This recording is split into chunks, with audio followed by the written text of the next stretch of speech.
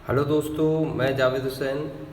मैं आज आपके लिए लेके आया सेकेंड असाइनमेंट का 10th क्लास का, जो माध्यमिक शिक्षा मंडल द्वारा प्रोवाइड किया गया है। तो आज से 10th क्लास के सोशल साइंस यानी सामाजिक विज्ञान का असाइनमेंट का पूरा आंसर हम आपको बताएंगे।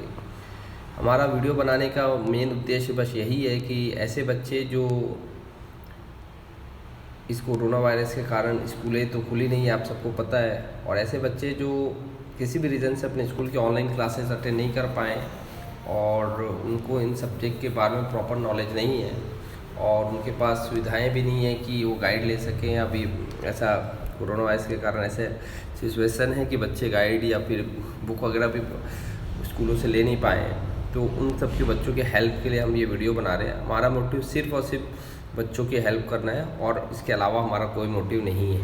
ठीक है, तो चलिए स्टार्ट करते हैं हम अपना वीडियो, जिसमें देख पाएंगे सामाजिक विज्ञान का आपको 4 क्वेश्चन दिया गया है। जिसमें पहला है, प्रथम विश्व युद्ध में अमेरिका कब शामिल हुआ और क्यों।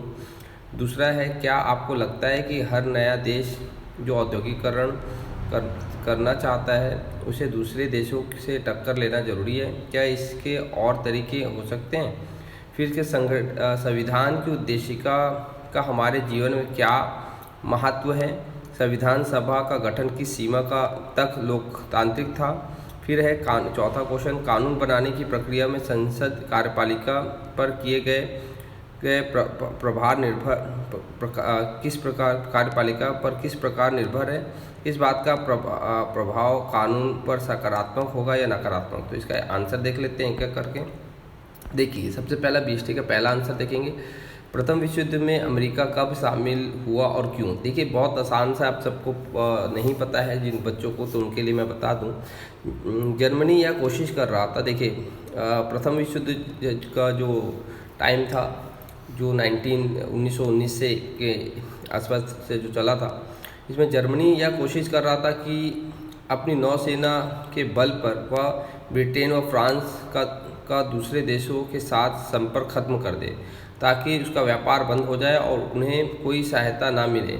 इस कारण वह ब्रिटेन से आने वाली अमेरिकी जहाज़ों पर हमला करने लगा। जर्मनी की पनडुब्बियों ने एक अमेरिकी सामान्य यात्री जहाज़ को सारे यात्रियों सही डुबो दिया। इससे क्रोधित होकर अमेरिका ने 6 अप्रैल 1917 को जर्मनी के विरुद्ध युद्ध की घोषणा कर दी और वह युद्ध में शामिल हो गया। मतलब कब शामिल हुआ बेटा? 6 अप्रैल 1917। ध्यान रखिएगा, प्रथम विश्व युद्ध में अमेरिका कब शामिल हुआ था?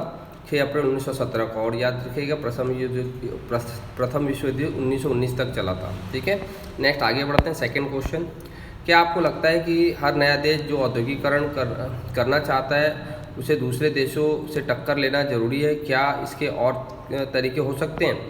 हर नया देश जो, आंसर पढ़ लेते हैं, हर नया देश जो औद्योगिकरण चाहता है उसे लिए आवश्यक नहीं है कि वह दूसरे देशों से टक्कर ले। इसके और तरीके हो सकते हैं। क्या क्या तरीका? पहला, इसके लिए उसे पूर्व में औद्योगिकरण के क्षेत्रों में अग्रणी देशों से मार्गदर्शन लेना चाहिए, यानी ऐसे देश जो औद्योगिकरण के क्षेत्र में बहुत आगे हैं, वैसे देशों से मार्गदर्शन लेना चाहिए, गाइडेंस लेना चाहिए। दूसरा, पूर्व औद्योगिक रूप से विकसित देशों से समझौता कर व्यापार के क्षेत्र बांटे जा सकते हैं।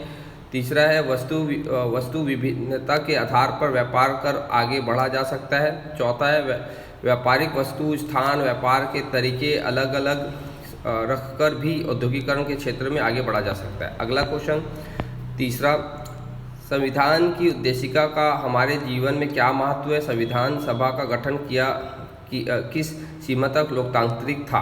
देखिए, संविधान की उद्देशिका का हमारे संविधान जीवन में महत्व। संविधान की उद्देशिका के हमारे संविधान का मूल अंकित है, जिसके आधार पर न केवल देश के शासन को संचालित करता है, परंतु इन सिद्धांतों को देश के हर नागरिकों को भी अपने जीवन में निभाना है।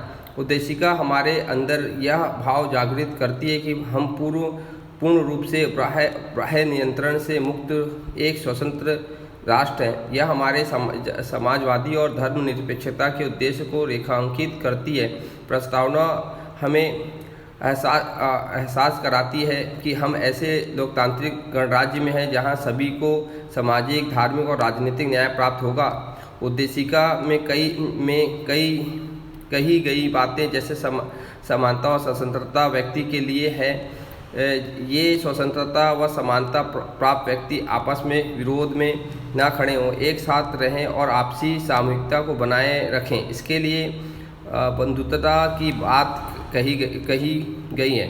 हम ऐसा समाज नहीं बनाना चाहते जहां केवल हर व्यक्ति अपनी ही बातें सोचे और केवल व्यक्तिवाद को आदर्श बताए। हम यह भी चाहते हैं कि वे आप आपस में भाईचारा रखें, सहयोग करें और एक राष्ट्र का निर्माण करें।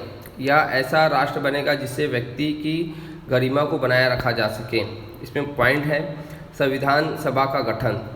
पहले चुने गई प्रांतीय सभाओं के प्रतिनिधियों को चुनकर संविधान सभा का गठन किया गया, अर्थात जनप्रतिनिधि की संविधान सभाओं में थे तो संविधान सभा काफ़ी हद तक लोकतांत्रिक मानी जा सकती है। चौथा, कानून बनाने की प्रक्रिया में संसद कार्यपालिका पर किस प्रकार निर्भर है, इस बात का प्रभाव कानून पर सकारात्मक होगा या नहीं। तो इसके बहुत अच्छा पॉइंट है। इसमें कानून बनाने की प्रक्रिया में संसद कार्यपालिका पर कई प्रकार से नियंत्रण करती है। प्रमुख तरीके निम्नलिखित है। पहला, प्रश्न पूछकर, विधेयक पर चर्चा, विधेयक पर चर्चा, अविश्वास प्रस्ताव रखकर, काम रोककर प्रस्ताव, बिल पर मतदान, है ना। ये सब पॉइंट बहुत आसान है, आप लोग आराम से देखिए, इसका स्क्रीनशॉट कीजिए। और हम फिर आपको क्लियर कर दें, हमारा वीडियो बनाने का उद्देश्य सिर्फ और सिर्फ विद्यार्थियों को हेल्प पहुंचाना है और इसके अलावा हमारा कोई मोटिव नहीं है। ज़्यादा से ज़्यादा इस वीडियो को बच्चों तक शेयर करें और जो बच्चे इस सब्जेक्ट में उनको नॉलेज नहीं है उनको ये वीडियो दिखाइए ताकि उनको इस विषय का नॉलेज हो सके। ओके, थैंक यू, शुक्रिया।